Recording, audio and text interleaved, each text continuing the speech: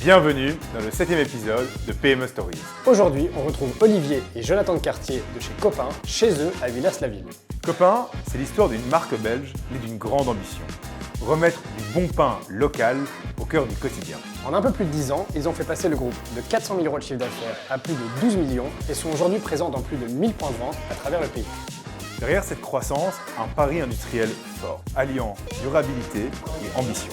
Avec eux, on va parler croissance, distribution en grande surface, ancrage local, mais aussi bataille judiciaire et comment passer à grande échelle tout en conservant ses valeurs. Le 7e épisode de PME Stories, c'est maintenant.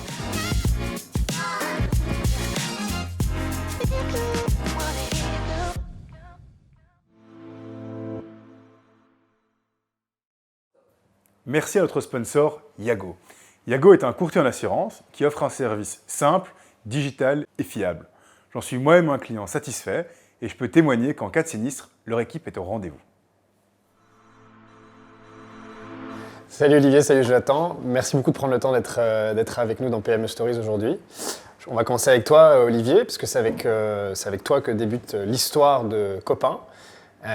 Et ce qu'on aimerait comprendre, c'est comment on passe de consultant chez Deloitte Tax au rachat d'une boulangerie familiale wallonne des années 60, donc de consultant à boulanger.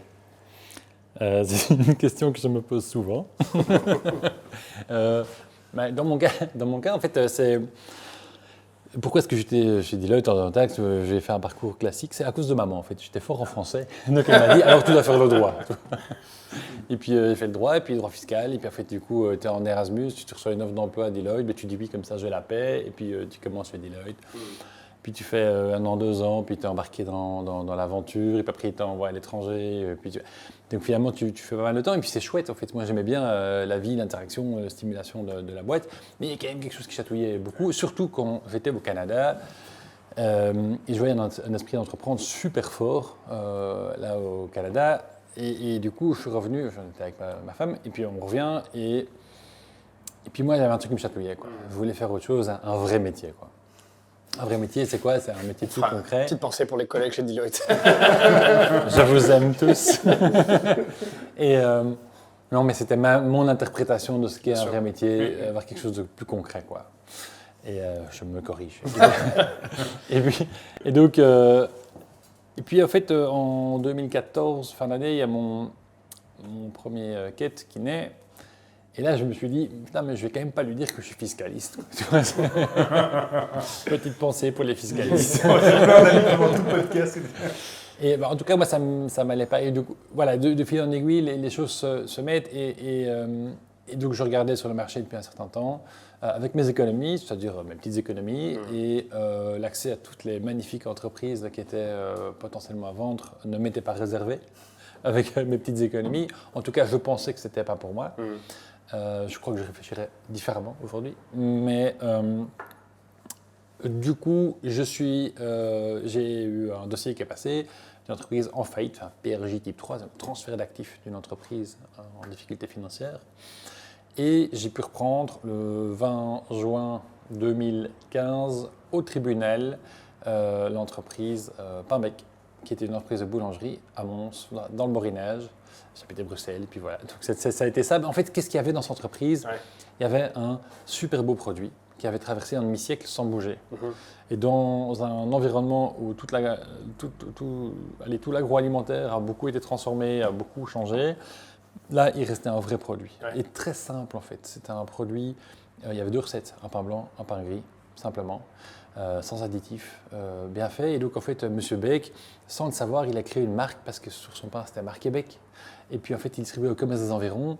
Et en fait, c'est devenu la grande distribution. Donc, en fait, il avait créé une marque avec un produit relativement lean, en grande distribution. Mais ça, il ne s'en rendait pas du tout compte, en fait. Ça, c'est un peu l'histoire de la PME, la belle endormie. Beaucoup de gens dans la trentaine cherchent à racheter cette PME-là. Comment est-ce qu'on fait pour la trouver? Pour le coup, il était bien endormi. Hein. La faillite, c'est un bel endormissement, quoi. En fait, il y a différents réseaux qui existent, qui sont publics, privés, et puis il y a des dossiers qui passent. Et puis en fait, ces dossiers ont l'air tout pourris. Hein. C'est clair, on me dit, PRJ, il y en a 1 sur 10 qui fonctionne quand on les reprend, il ne faut surtout pas toucher à ça. mais tu y vas quand même, tu vas quand même voir, tu vois le produit, tu vois les gens, tu vois aussi toute la misère d'une entreprise qui est en difficulté complète. Mais en fait, tu vois aussi les gens qui disent en fait, on veut le faire, quoi. Tu parles, avant de racheter, tu peux parler aux gens qui font le Ah pain? non, tu peux pas, Non. mais tu le fais. Hein. Si tu le fais pas, tu sais pas ce que tu rachètes. Hein. Donc tu n'as pas d'infos dans ce genre de process, ou très peu, les infos qu'on te donne, mais tu le fais. Si tu le fais pas, en fait, De quoi tu vas en secret à la sortie de l'entrepôt, Ouais. parler aux gens? ouais, tu vas parler aux gens, tu vas toquer à la porte, ils disent qu'ils peuvent pas, et puis machin, et puis tu dis ok, mais là, est-ce que vous voulez que ça continue? Oui. Est-ce que vous avez quand même un quart d'heure pour moi? Oui. Est-ce que vous pouvez me montrer ce qui ne va pas dans l'entreprise? Oui. Et donc c'est comme ça que ça se met. Et pour constituer un peu, surtout par rapport à la suite de l'histoire, quand tu rachètes, ça représente quoi en matière de chiffre d'affaires, salariés, distribution, point de vente, enfin, je veux dire, Alors, il y a 4 personnes, pas à plein temps, 4 temps partiels qui sont en production, boulanger, et puis 4 temps partiels qui sont en livraison. Mhm. C'est 350 000 euros de chiffre d'affaires en 2015. D'accord, Donc, c'était quand même très petit. C'est très petit, mais par contre, c'était chouette. sur un beau produit. Et ça, c'est en 2015. Ouais. Une boîte très petite qui est en perte. En 5 ans, tu vas renouer avec la rentabilité, tu vas faire une fusion, tu vas faire un gros rebranding et construire un vrai groupe. Comment est-ce qu'on fait? Comment est-ce qu'on passe de la faillite au groupe qui fait des Fusac en 5 ans? Ouais, en fait, au début, c'est un boulot de chef louveteau, hein, bien se dire. Quoi. Donc, il faut juste faire en sorte que les louveteaux restent tous en vie dans la prairie. Hein. Je veux dire, ça, c'est le job. Quoi. C'est-à-dire, faites du pain, n'oubliez pas de le faire tous les jours et n'oubliez pas d'amener au client. Donc, c'est la base, c'est très simple. Hein, Et puis, en fait, tu fais en sorte, après 2 mois, que les pains ne soient pas trop brûlés. Machin. Donc, vraiment très basique. Et donc, tu ne fais que fixer les trucs très simples au début. Et juste en faisant les choses correctement, en général, ça se passe bien. Après 4-5 mois, on fait un break-even, donc c'est très rapide. Mais c'est simplement parce qu'on livrait tous les jours tous les clients, ce qu'ils ne faisaient pas avant. Hein. Donc, Ah, on en était là, hein, c'était... c'était vraiment cata, quoi. Et donc, tu fais ça, et puis en fait, avec tout bon sens, tu te dis, bah, en fait, ce serait pas mal d'avoir un nouveau client, puis un autre, et puis ça, puis après, tu dis, ce serait pas mal d'améliorer la qualité produit, de faire la gamme.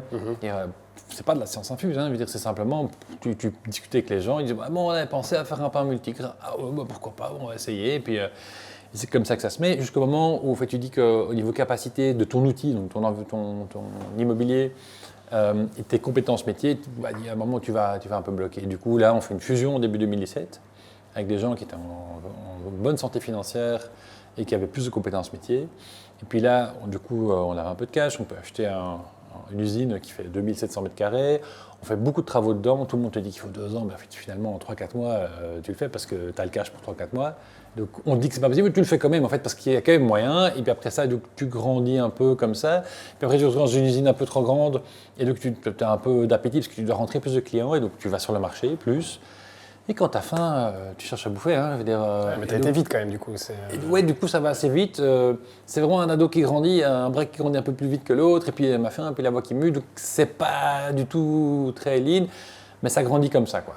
Et puis voilà, et puis après, ça se structure un peu, jusqu'en 2020, où effectivement, en 2020, on devait faire, je sais pas, 4 millions, 4-5 millions. C'était ça, ouais. Ça avait quand même. Les 2 boîtes ensemble, post-fusion. Ah ouais. Donc plutôt 5 millions et demi, je pense. Et c'était une fusion d'égale, 50-50? Ouais, ça a été une fusion, en fait, tout le monde était à égalité. Ouais. 2020, 2023, c'est 2 jalons, 2 moments charnières. Donc 2020, rebranding de Beck vers Copain, et on va revenir dessus. Mais c'est aussi en 2023 ton arrivée, Jonathan, au sein de la boîte. Bon alors, consultant boulanger, toi, ça a été quoi le parcours, le process qui t'a poussé à rejoindre ton frère dans cette société? Et comment s'est passée votre dynamique dans votre duo au début, au niveau de la hiérarchie, de l'actionnariat? Enfin, si tu peux nous en dire un peu plus sur tout ce process. Oui, mais donc moi, maman a toujours dit que j'étais bon en maths. Du coup, moi, j'ai fait ingénieur commercial. Et donc, sur papier, on a des profils qui se complètent pas mal, Olivier et moi. Et donc, moi, j'ai bossé pendant 10 ans dans l'agro-industrie et j'ai porté un projet entrepreneurial aux États-Unis pendant 3 ans pour une boîte flamande. Et donc, effectivement, j'avais déjà cette première expérience dans l'agro-industrie. J'avais cette première expérience entrepreneuriale, mais pas pour ma propre boîte, mais ouvrir un nouveau pays pour une autre société. Et puis, avec Olivier, ça faisait déjà quelques temps qu'on s'était dit, tiens, un jour, on aurait vraiment envie de faire un truc ensemble, on partage les mêmes valeurs, on s'entend bien, on a des profils complémentaires. Et donc, ça nous paraissait l'évidence qu'un jour, on allait faire quelque chose ensemble, mais on ne savait pas quoi, on ne savait pas comment, on ne savait pas quand.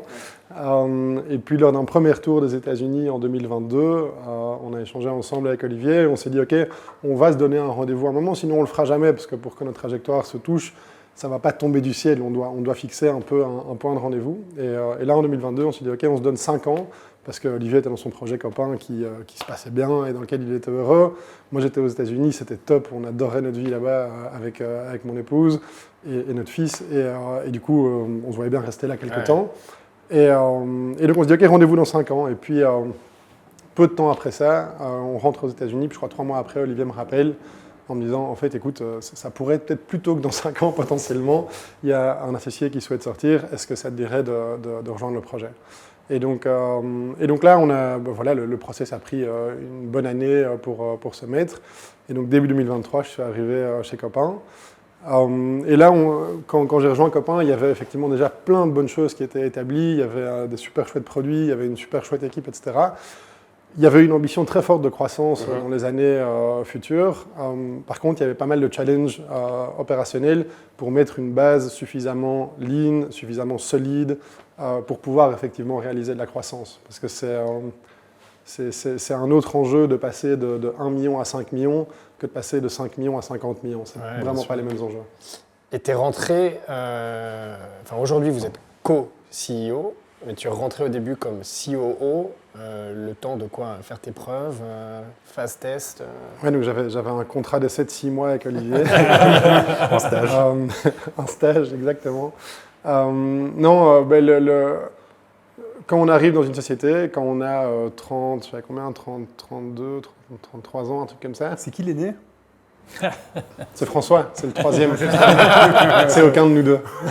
Non, donc Olivier est deuxième, moi je suis troisième. Okay. Et quand on arrive dans une structure comme ça, à 32 ans, on n'est pas fondateur. Je trouve qu'on n'est pas non plus nécessairement légitime de but en blanc en arrivant en disant « Salut, moi je suis CEO, je suis co-CEO, peu importe ». Et donc je me voyais aussi mal, honnêtement, arriver avec cette casquette dès le début. Donc, une question de perception aussi, du coup, de la part des équipes. Tout à fait.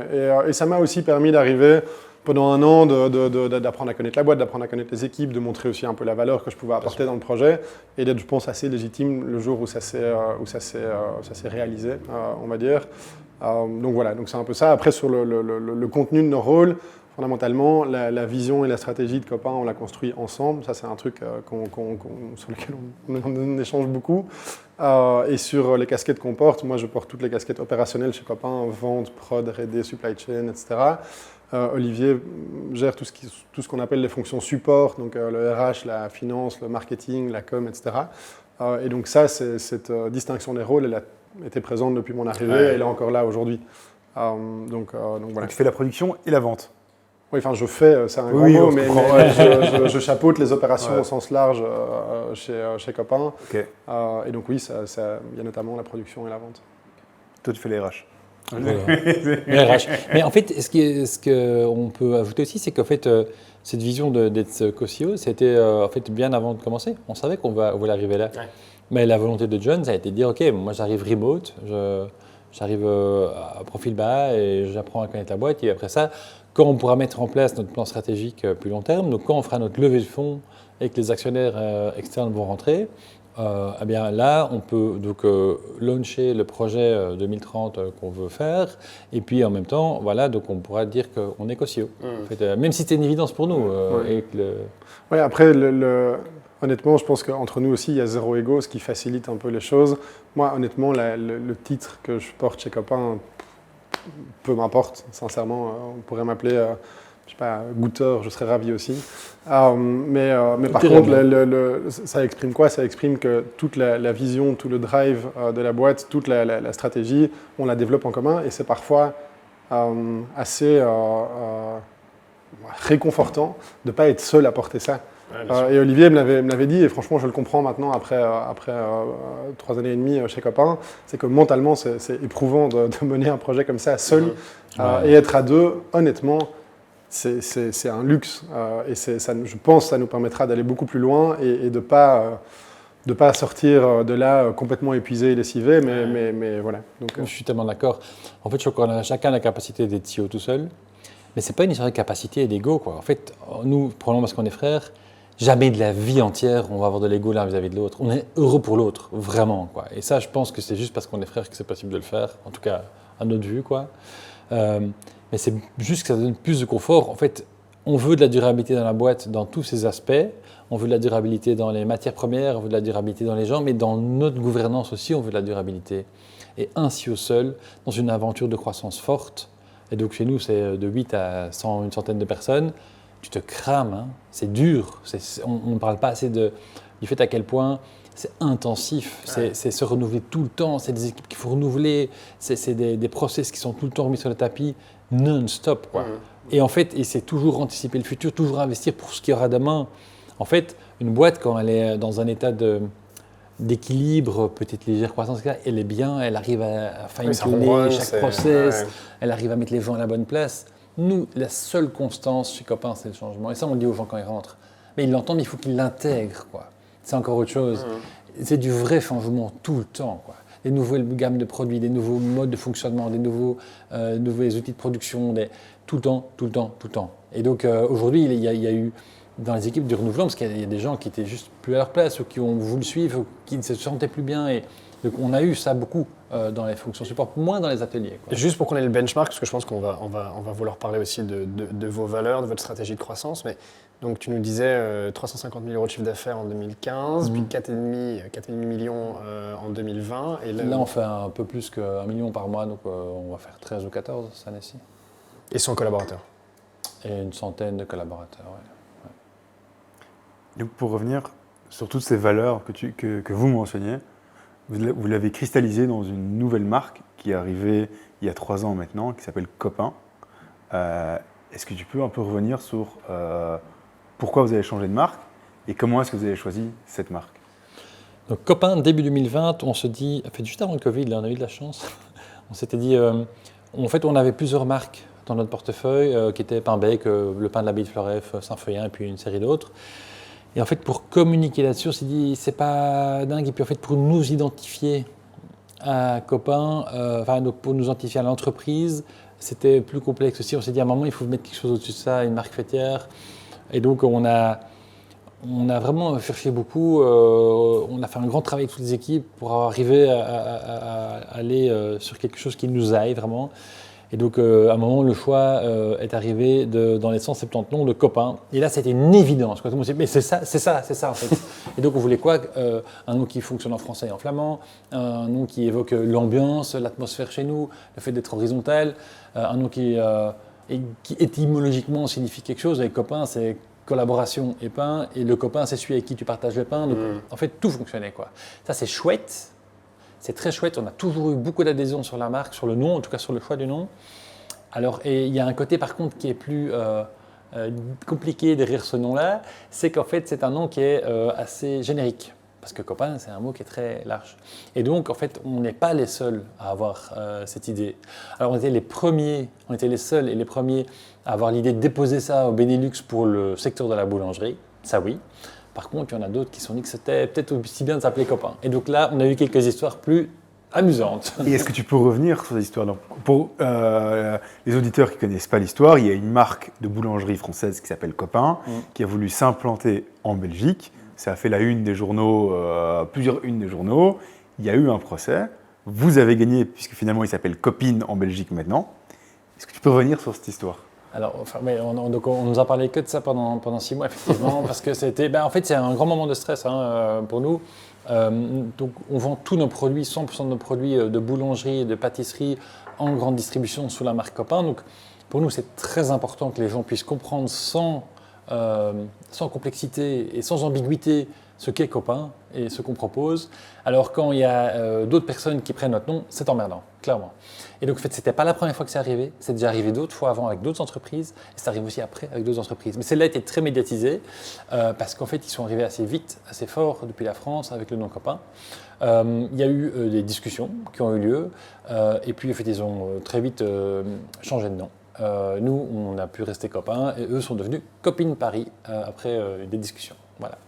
Belle histoire d'amour. Il y a une autre facette de la boîte sur laquelle on voulait revenir, c'est effectivement vous vous positionnez, vous vous réclamez des industriels. Vous êtes dans des stratégies de croissance, de fusion-acquisition, avec une distribution, enfin une présence dans la grande distribution, et en même temps des produits, si on comprend bien, qui se veulent locaux, du circuit court, une image de produit authentique, etc. Est-ce que c'est que du storytelling? Est-ce que les deux sont compatibles? Enfin, je veux dire, est-ce que le consommateur, quand il vient chez vous, il a le sentiment d'acheter du bio ou c'est bullshit? Alors c'est effectivement du storytelling. Mais donc il y a pas mal de choses dans ce Et là, que on va tu dis. couper, quoi. Là, on coupe, quoi. Ça, c'est un short qu'on met sur YouTube. Non, il y a pas mal de choses dans ce que tu dis. Alors, notre première conviction aujourd'hui, c'est que le mot agro-industrie est devenu un gros mot. Et ça, c'est un constat. Généralement, il y a peu de marques qui produisent de la bouffe qui vont dire « moi, je suis un industriel agroalimentaire ». Ça a rarement une connotation super positive. Généralement, quand tu parles d'industrie agroalimentaire, ça équivaut à des produits hyper transformés et un sourcing pas toujours très clair ou très mis en avant. Et de l'autre côté, tu as des labels, un label bio par exemple, qui est très très bien, qui défend certaines valeurs avec un cahier de charge. Aujourd'hui, le constat qu'on fait dans notre industrie, qui est la boulangerie, c'est que tu as des acteurs du bio qui font des choses très très bien, et puis après tu as des acteurs du conventionnel qui, on pense, pourraient faire les choses mieux à l'avenir, et on a envie de montrer qu'il y a un modèle agro-industriel en boulangerie à grande échelle qui est réalisable de manière locale et de manière durable. Et donc, en fait, notre rêve ultime, c'est qu'une personne se retrouve dans un magasin, achète un pain copain parce que le produit est beau, parce que la marque est chouette, parce que le produit est méga bon, et ça doit rester la base de tout ce qu'on fait. Et je pense qu'on ne le dit pas assez, mais nos produits, honnêtement, on met beaucoup d'efforts et beaucoup de temps à développer des produits qui sont super bons et à parvenir à les produire à échelle. Et donc on voulait que les gens achètent ce produit pour toutes ces raisons-là, et qu'en fait, by the way, sans le savoir, il va acheter un produit qui va être fait avec des matières premières qui vont être 100% belges, et parfois bio aussi, mais qu'il le fasse de manière inconsciente. Ouais, et je pense que c'est en arrivant à faire ça qu'on va parvenir à changer la vision que les gens peuvent avoir sur l'agro-industrie, et qu'on va parvenir à montrer qu'il y a un nouveau modèle agro-industriel qui est possible à grande échelle. Enfin, en fait, c'est toute notre ambition. Nous, il y a quelques principes sur lesquels on ne veut pas déroger. Là où tu as un pain sur 10 en Belgique qui est fait avec du froment belge, chez Copain, 100% du froment à source en Belgique. C'était un long trajet, on a mis des années à y arriver. Et pourquoi est-ce qu'on tient à ça? Parce que pour nous, c'est important. Pour nous, c'est important que l'économie locale tourne, qu'on ait une certaine autonomie alimentaire en Belgique, qu'on puisse faire vivre des agriculteurs de nos régions avec les agricultures les plus durables possibles, sans transporter du froment qui vient d'Ukraine. Franchement, ça n'a pas de sens. Je veux dire, quand on pose la question, 99 personnes sur 100 vont dire effectivement, ça n'a pas de sens de faire venir du froment d'Ukraine plutôt que de Binche. Je dis ça parce qu'il y a deux gros agriculteurs qui travaillent pour nous qui sont dans cette région-là, mais ça n'a pas de sens. Tout le monde est d'accord là-dessus. Et puis finalement, on arrive au Deleuze et on s'en fout. Tu vois. Donc nous, notre job, c'est d'aller faire le lien entre les deux, quoi. Entre les convictions que beaucoup de gens portent et la capacité de l'acheter dans un endroit où je vais le mardi soir à 19h. Quoi. Et si tu devais résumer les valeurs de Copain, ce serait quoi? Je ne vais pas te citer les valeurs de la boîte, parce que je pense que ce n'est pas ça ta question. Aujourd'hui, quel est l'engagement, quelle est la raison d'être de Copain? C'est de rendre de la vraie bouffe accessible au plus grand nombre. Ça veut dire quoi, ça? La vraie bouffe, c'est une tarte aux pommes. Quand tu vas chez ta grand-mère, elle est bonne, elle est faite avec les pommes qui sont pas trop loin, avec une vraie pâte, tu vois, pas un truc tricatel, pas un mix où tu mets un peu d'eau et tu tournes, tu vois. Belle référence. Et il y a du vrai goût dedans, tu vois. Et tu sais que c'est du vrai beurre et que c'est pas full additif. Et donc ça c'est simple en fait. Un vrai pain, c'est la même chose. C'est des vrais produits qui sont faits juste selon le savoir-faire. Par contre, ces produits-là, ils doivent être rendus accessibles au plus grand nombre. Tu ne dois pas payer 8 balles pour aller chez un petit boulanger caché au fond de la rue qui vit dans la poussière. Parce qu'en fait, on a tous envie de faire ça, mais ce n'est pas la vraie vie. La vraie vie, elle est le mardi soir à 19h quand tu rentres du boulot, quoi. J'entends ce que tu dis, et à ce sujet, j'ai une question. Donc, d'un côté, je pense que tout le monde partage ce que tu dis. Et d'un autre côté, en tant que consommateur lambda, c'est super difficile de faire la différence entre ce qui est vraiment bon bio et ce qui est du bullshit. Et tu vois, de l'extérieur, même si je suis 100% d'accord avec toi, en fait, vous avez une grosse boîte, vous avez fait des fusions, vous êtes backed par un PI, vous avez des grosses ambitions, vous produisez des millions de pains par an. En fait, vous ressemblez vachement vous pourriez être un industriel, quoi. Et comment est-ce que moi, en tant que consommateur, je fais la différence entre des industriels qui ont réussi à faire un cool branding parce qu'ils ont une bonne agence de com pour gagner quelques points de marge et des gens qui croient vraiment et qui font vraiment ce qu'ils disent, quoi. Comment est-ce qu'en tant que consommateur, je fais la différence? Deux choses dans ta question, après je te laisse répondre. Ouais. Il y a deux erreurs dans ta question. On ne pourrait pas être des industriels, on est des industriels, Ouais. première chose.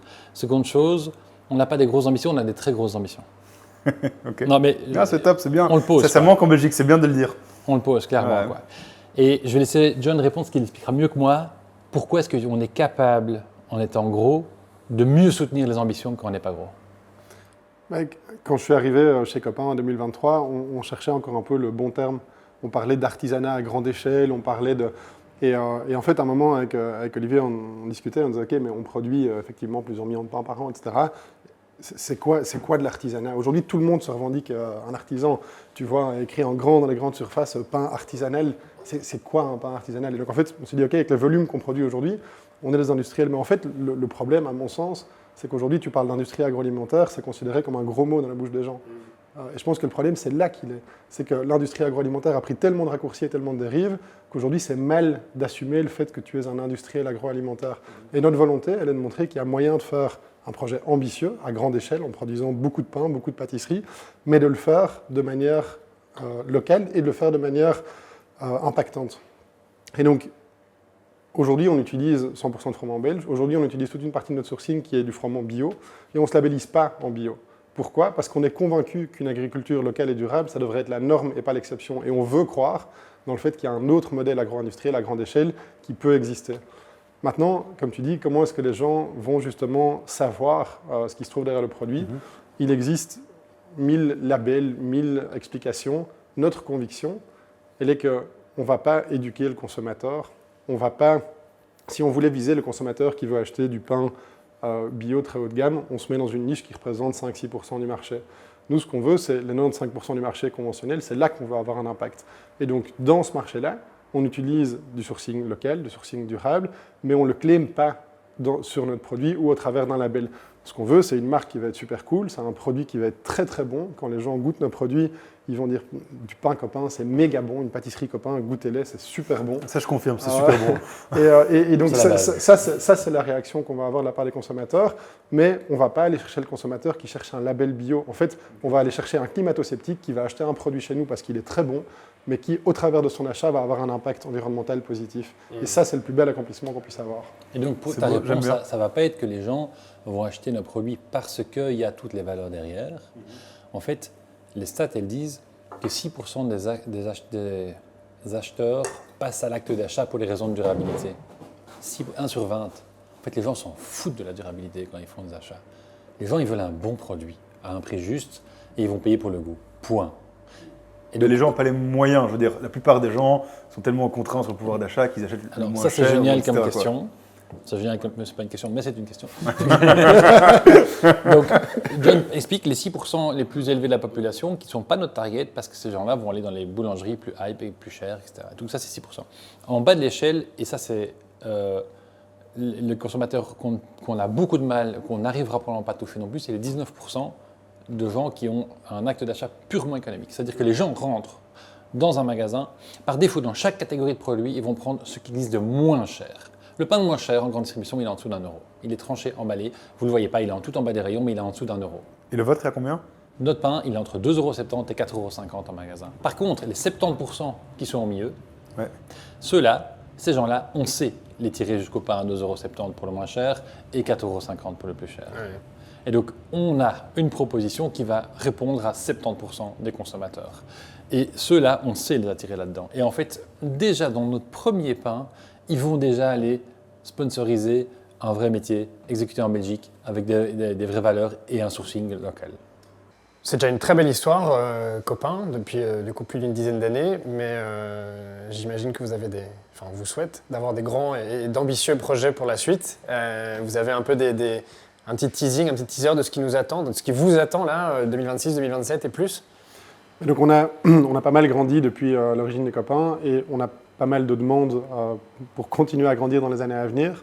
Donc aujourd'hui, notre challenge important, c'est d'avoir une structure opérationnelle qui nous permette de passer non pas de 1 à 10, mais de 10 à 100. Et donc pour réaliser ça, on doit avoir la capacité de production, on doit avoir les bons acteurs autour de nous pour pouvoir financer ça, la bonne structure pour pouvoir le faire. Et donc on est activement occupé à essayer de développer des nouveaux outils de production, que ce soit via un nouveau site de production, que ce soit via des fusions-acquisitions comme on a déjà pu le faire dans le passé. Et donc on travaille là-dessus activement pour permettre de continuer la croissance. Aujourd'hui, on arrive tout doucement à un palier dans l'outil existant et donc la suite va passer par de nouveaux développements. Il y a de l'international ou vous ne pouvez pas encore nous en parler? Alors pas à très court terme, mais à moyen terme certainement. Top. Merci beaucoup. Merci. C'est super Merci à intéressant vous. et très agréable comme Trop chouette. podcast. Merci à vous. Merci. Un tout grand merci à notre partenaire Yago.